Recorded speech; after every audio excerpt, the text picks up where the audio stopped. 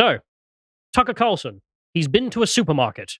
The news was heard around the world. In Timbuktu, they are discussing his supermarket time. This is weird, right? Why is this news?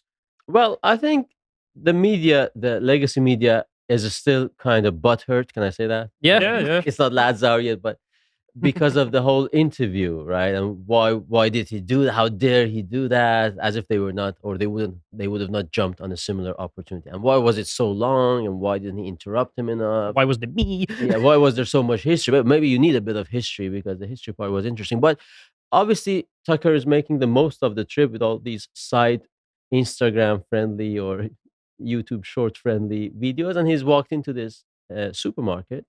And I know he's been ridiculed because yeah, the prices are low, but also the Russian average income is lower or much lower than Much the lower, American yeah. average income. But that was not just the point; it was also a point about supermarkets being stocked still, which we remember the pandemic times. The rush for toilet rolls and all that. This So isn't a country collapsing. exactly, because they have been under presumably backbreaking 2 years of sanctions, but they have kept the chain of supply apparently As it was still as it was before, and generally quality of people apparently has not collapsed as much as the Western allies would have wanted. So I think that's the main point. But yeah, it's a bit silly to say, oh, these are so cheap because if you're having your American cap on. But other than that, I don't think it was such a scandal. I don't think it was so stupid. No, I mean, for people who don't know what we're talking about, we're talking about this. This is the video. We'll get back to the video in a moment, but the context of this is quite interesting, I think, because there's been a series of times when various Soviet politicians, this being Boris Yeltsin, just before the Soviet Union collapsed, visited the United States, and there's just this funny moment every time when they visited an average American supermarket. And of course, back then it was like, oh my god, there's food. So it's just like, yep. And the Russians kind of solved that recipe. They've got the recipe for food now. Now they have plenty of it. So They had it for a long time in the past as well, but it slipped between their fingers for a few decades there. And we'll see that, I suppose, because you can see it here, in which Tucker visits a supermarket and is talking about ye olden times when there was no food, and it was pretty grim, to say the least. And instead, he decided to visit himself and just film it, and it's a bit strange, to be honest. But we'll have a watch. They lock on the grocery cart escalator. Look, Ma, no hands. Retail placement here is a little bit different. So it's like walking through Macy's to get to Whole Foods. Okay, we've gotten through the perfume section to get to the grocery store. So we're gonna try and buy what a family of four would buy every week, and we're gonna see what the selection is, and we're gonna see what it costs. Now, Russia is famous for its bread, which is one thing I can assess pretty well. The low-carb lifestyle has not swept Russia. Thank heaven, because look at that. Actual stereotype walking It's around in the fresh, background too. there. Look at that. Oh, come on. Unicorn and mini mills. All right. I saw bananas. That's quite significant.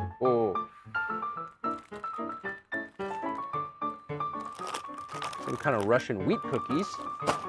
Ooh, we need coffee, don't we? Yeah.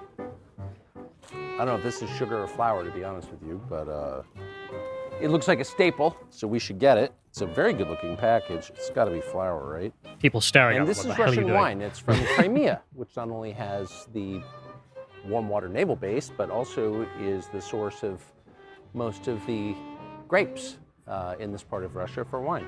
So it's A bit of good general knowledge. Yeah. Burn to that. cheese puffs.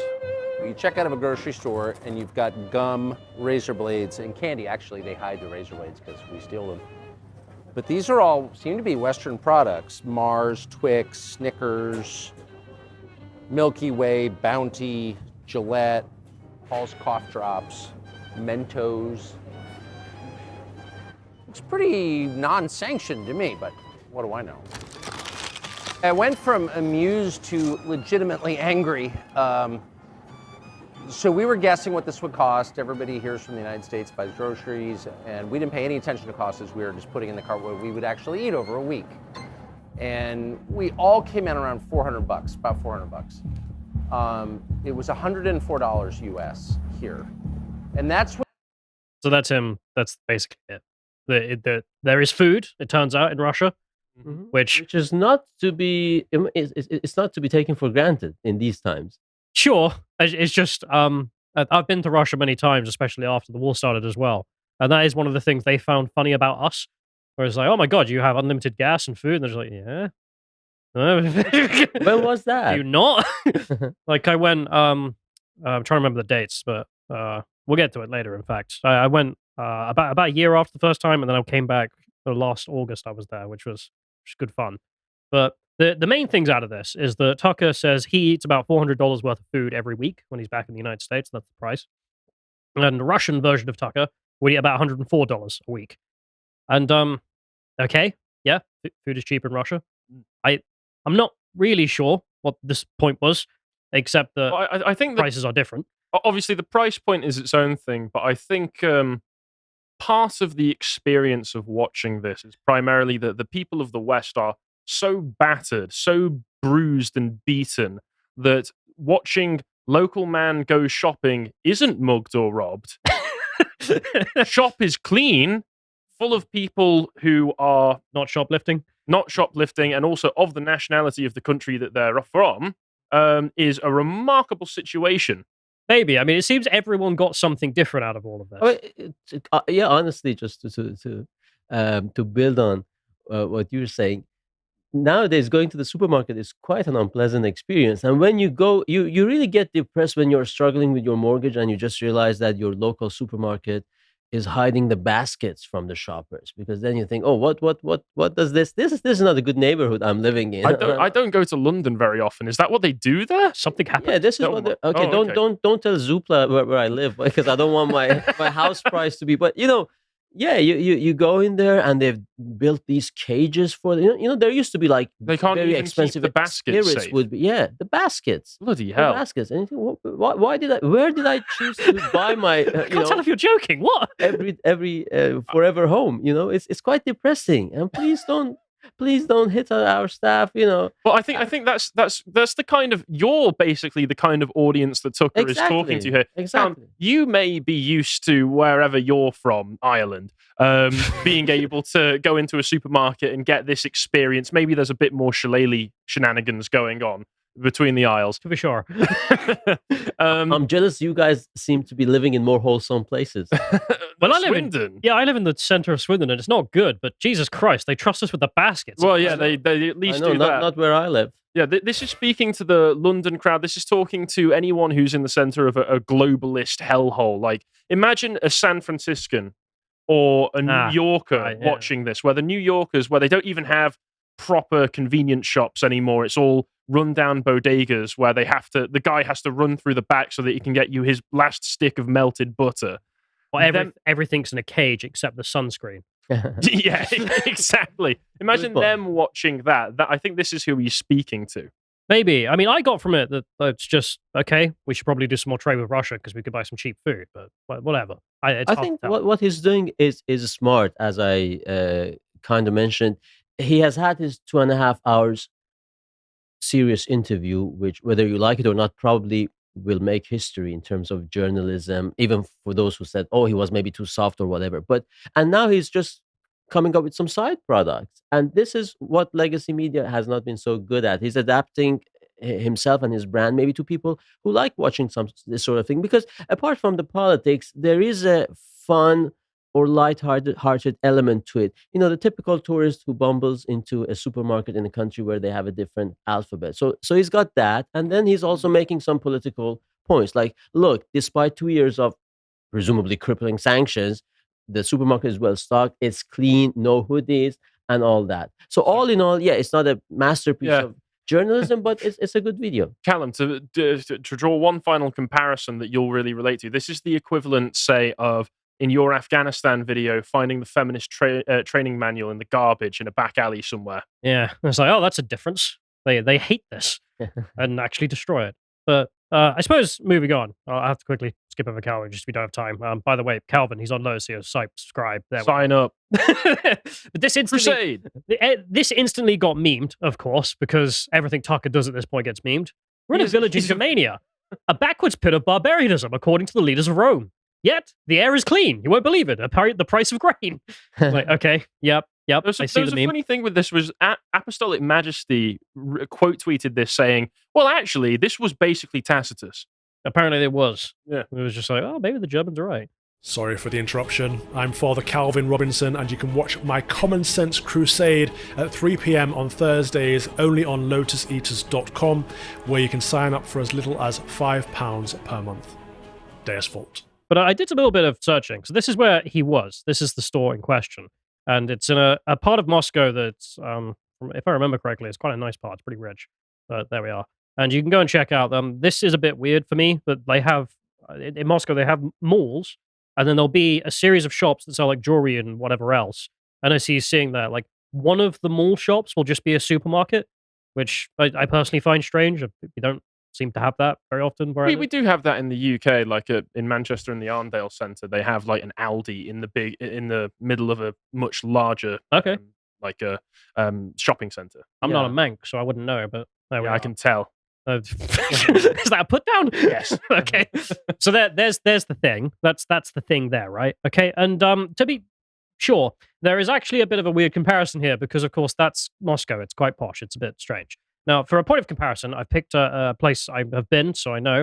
It's in Lugansk, so it's in the war zone. So you would think it's pretty shit. I didn't know they had spas over there. What the hell is that Photoshop image? Yeah, that's someone playing around. Okay. But this one, this is no longer a spa, of course, because once it got kind of nationalized by the People's Republic of Lugansk, it's now covered in flags and all sorts of stuff, and it's a military place. Is it now a spa with like a Z instead of an S? A spa? No. But A SA? Maybe? But here's, just for my own video to show that it's a place I've been. As you can see, I took some small amount of footage in here. Couldn't find the full thing, so I had to use my own YouTube link.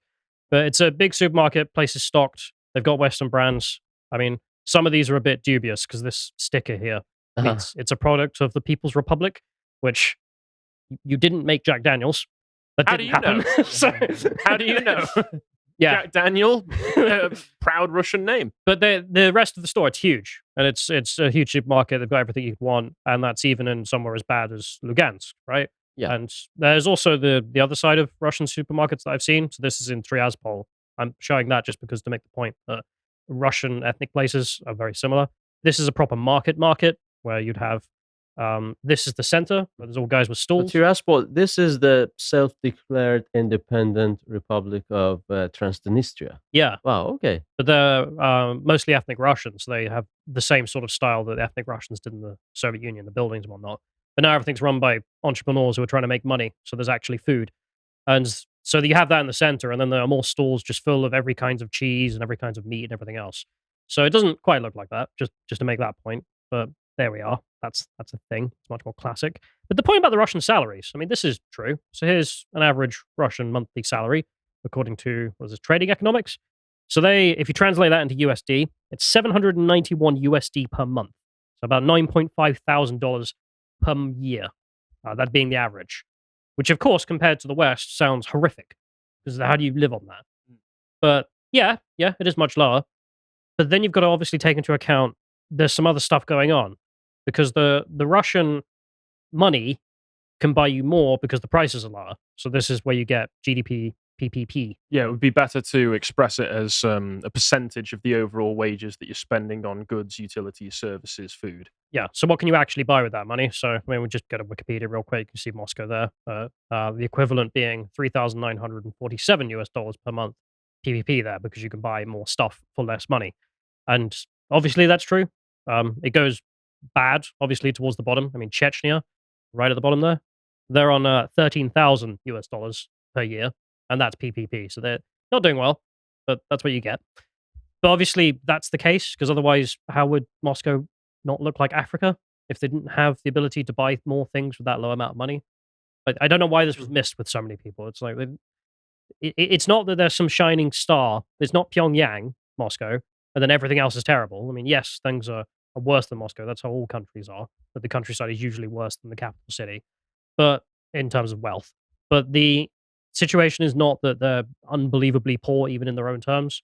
No, it's poorer in international terms, but it's unique to a circumstance. So I think bottom line is that for a state that was Russia, that was meant to be turned into a pariah and isolated after 2 years of war, maybe they are not doing that terribly, and I think that's one takeaway from this video. Well, their economy grew last year after stagnating. What was it, like -5% when it was expected to be like -20%, and then And of course, and now they're not in a recession and we are. So it's like, okay, this shouldn't be happening.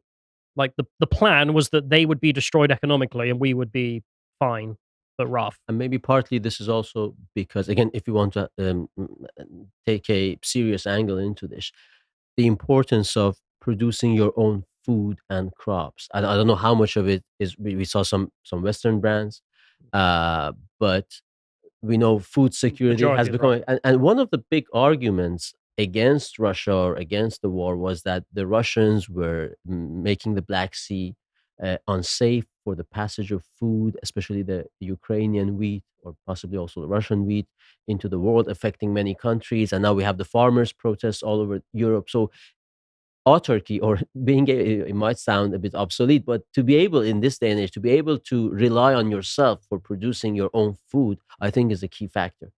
I was looking around this subject as well because a lot of people responding saying, well, there's no point actually trading with them because the US produces more food than we use. We export a huge amount. It's ridiculous the amount they export, which is true. But then I'm just confused because even with all the government money US farmers get, why is everything in their supermarket so bloody expensive?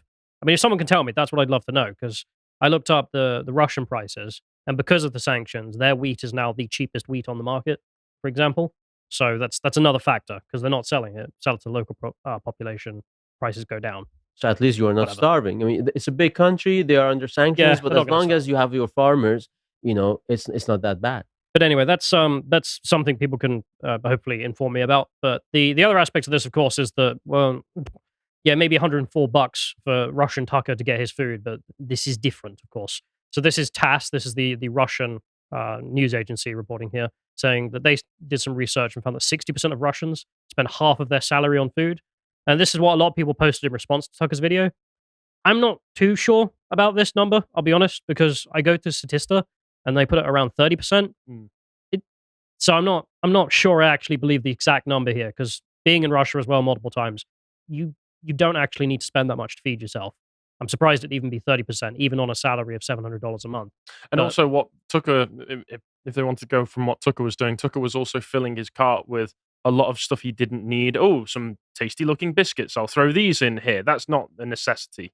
I suppose, but I think you should be able to expect a little higher than Soviet. A certain level of, Of course. yes. The point being, I mean, people are right to point out that it's much higher, the percentage of your income you spend on food in Russia, than if you live in the UK or the United States, which produces unbelievable amounts of calories. So there we are. There was one other really funny moment, I must say, which is him discovering the pound coin that you put in the trolley. So then you take the trolley back. Let me play this. All Is this right. not- Here we go. So I guess you put in 10 rubles here, and you get it back Is this a novelty in when you America? put the cart back. Do they not do this in America? So it's free, but there's an incentive to return it and not just bring it to your homeless encampment. What? Do they not do that in America?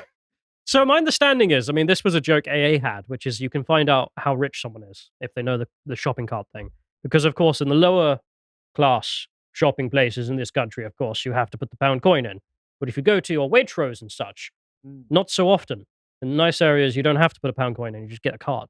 They trust you to bring it back. I guess I must be poor then, and only ever visited poor areas because I only ever remember them having these. It's very much Yeah. the commonplace now in England. Michael McIntyre has a joke, says, well, in his joke, I haven't tried Waitrose cards myself, so I don't remember if they have coins or not, coin slots or not. But Michael McIntyre says people who shop at Waitrose don't bother bringing back the cart, the trolley for the pound, because they say by the time I take it back, my house has appreciated 10%. Yeah, what does it matter? Don't need Yeah. this crap. But yeah, that's the thing. One thing I didn't like is I can see Eva here, for example, who's a nice lady and everything. But she did respond to this video talking about high standard of living, low cost in Russia, and it's like, no, these things are different. That the standard of living in a lot of ways is worse than Russia, but at the same time, they don't have to deal with scholars or the Yeah. problems thereof. So, Well, I think that's what she might be referring to here. What you're saying is that they will have different problems, Mm. obviously, but the fact that those problems are different, they're not having to. People in the West looking and seeing a place that doesn't have to deal with those problems and seeing that it actually can make things a little bit less hostile when you're going outside. But I do get a bit bored of this, like, oh, everything's great. It's not. I mean, look, even trending got Navalny because he's just been killed in prison. So, I mean, Oh, yeah, yeah. these are the trade offs. I mean, Tucker even mentioned this in his interview. He was asked, why did you do this? And they say, well, it kills journalists and whatnot. And he said, well, every state kills people, even Joe Biden's government. So that's something he's come to live with. And then it's a sliding scale. I mean, that is Right. true. That's a true statement, but that's the thing. There are trade offs here, and it's up to you whether or not that's worth it. I mean, the US federal government has been killing citizens for a very long time. Yeah. But anyway, the high standard of living thing, I mean, that's definitely not true to the US, because, I mean, we can just look up. So this is US territories. And I was looking up the GDP per capita of each state, and even the worst one, which one's the worst one here? I lost it. Oh, no, I got that wrong. Whatever. I looked up, and when I did it, it was Mississippi that was the worst amount of dollars per capita per state, and that was 49,000 US dollars, which is about 39 grand UK. And this is where I think the interest comes, at least from more Europeans, and their sympathies to various problems, specifically the English, because I mean, here's some European data from 2014, and you might wonder why I'm using this. I'll explain in a minute. So here, this is EU data just showing the GDP per capita of several regions all over the European Union. And of the regions that beat that Mississippi number, the worst in the United States, in England, there are two. Inner London and the City of London. That's it. They're the only two And that beat it. this is back from 2014 by the Yeah. looks of the figures, so things have probably got worse since then. Well, yeah, they've not improved, actually, which is what you would expect usually. There's the data, and you can see it's PPS there, so that's the measurement. I'm well past expecting things to get better over time. And the reason I'm using the EU data is because this map was spawned out of it back in the day, and I still find this funny to talk about, where it's like, oh, yes, London in the south is quite rich, and then it's just like, yeah, but there are parts of England that are as poor as Eastern Europe, and that's just true. Even parts that have, say, Greater Manchester and Liverpool. I know Liverpool's a bit of a meme, but you would expect, being a large city and urban centre with a port and everything, that it would actually Having a lot going have a on lot for of money. Yeah. So even that, by the looks of it, in that region there, is not doing very well. Once you adjust for the cost of things, actually, your standard of living is about as equal to someone in Latvia, which is not good. But I mean, the Austrians don't have to deal with that. You can see the French don't have a single region that reaches that level. The southern areas of Spain and Portugal aren't doing great, though, are they? No, but there we are. That's a thing to keep. And in if mind. you're in southern Scotland, I mean, the Daily Mail made a joke back in the day. Well, not a joke. They were kind of horrified. They found out that a bunch of UK cities are much worse off than Eastern European places.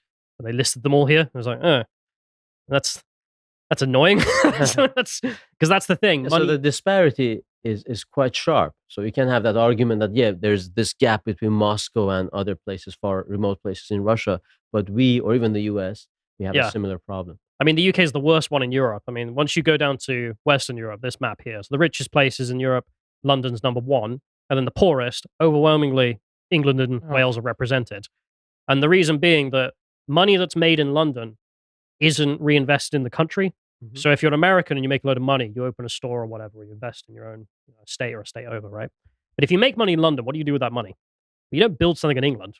You put it back in the international markets and watch it grow because you get better returns. And as a result, it's just not a functioning system. Also, the infrastructure, I don't want to go too much of a tangent, but when they ditched a significant part of HS2 recently, if you correct me if I'm wrong, but I think that was the idea, to reduce the gap between the North and the South, because we are the only Western European country where you've got just the capital, and outside, the Germans have their Frankfurt and their Cologne and their Munich, and the French have their Marseille and their Yeah. Barcelona and Milan and Turin and all that.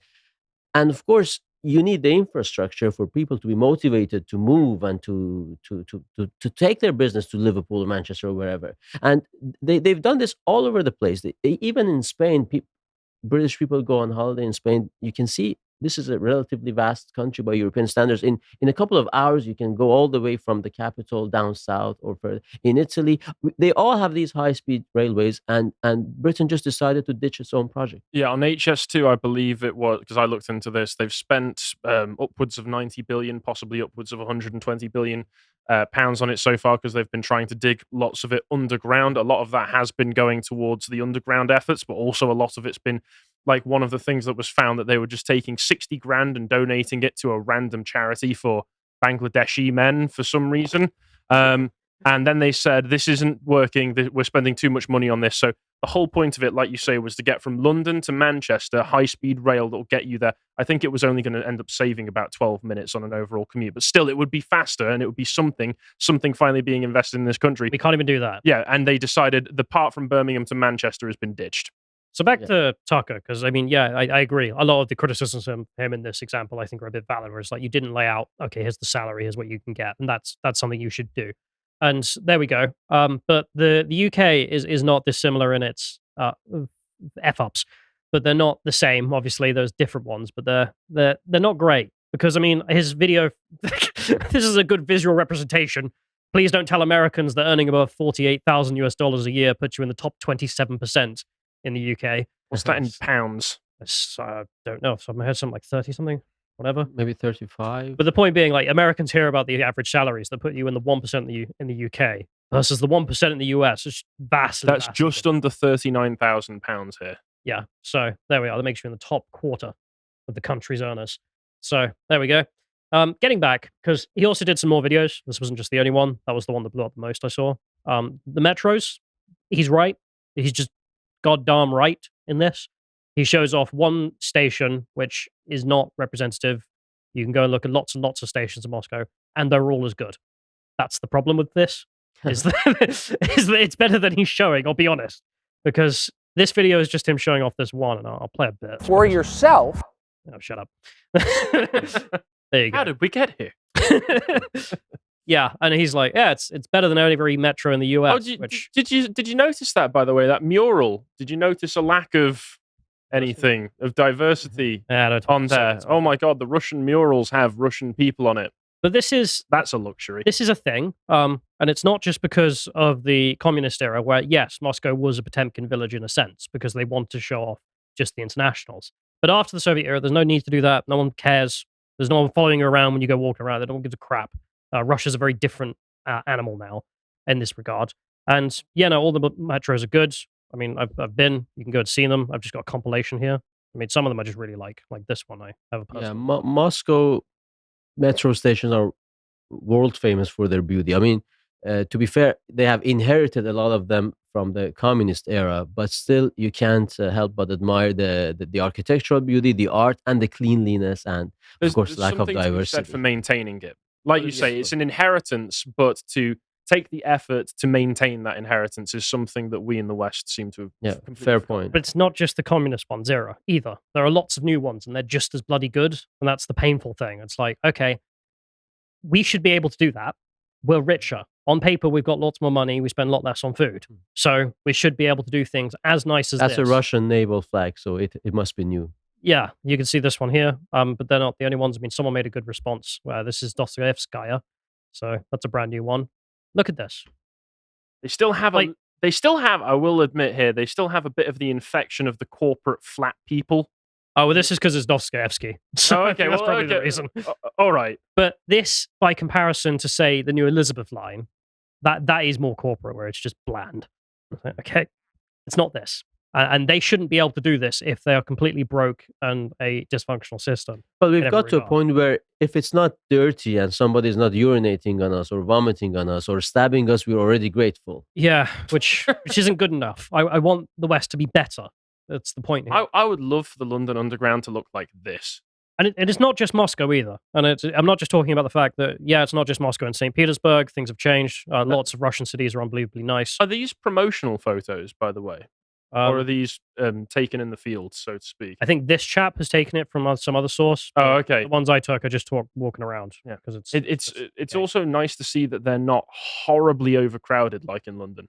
No, that's a great point, actually. It's never overcrowded. And the amount of air you get means that your snot doesn't turn black. Oh, yeah. So let's forget that's a real thing. But the point being, it's not just about Moscow. It's not just about Russia. I mean, we've covered this with various other countries as well. I mean, Poland and Hungary are the go-to for Europe, where it's like, okay, those guys have really nice buildings and new ones. We should do that. You go to Japan, you're like, right, these guys have civilization sorted out. Just on every civilizational metric, they're better. They somehow managed to make one of the most densely populated and largest cities in the world livable. Yeah. and Nice. peaceful. It's almost as if when you have a homogeneous society, you get social cohesion and people care more for themselves and for their environment. That certainly could be something you take from all of I might this. I might be onto something. I mean, my next example was Iceland, which is one of the safest places on Earth. I love Iceland. God, I wonder why. And yeah, I mean, Although Russia. there was a volcano that went off recently there.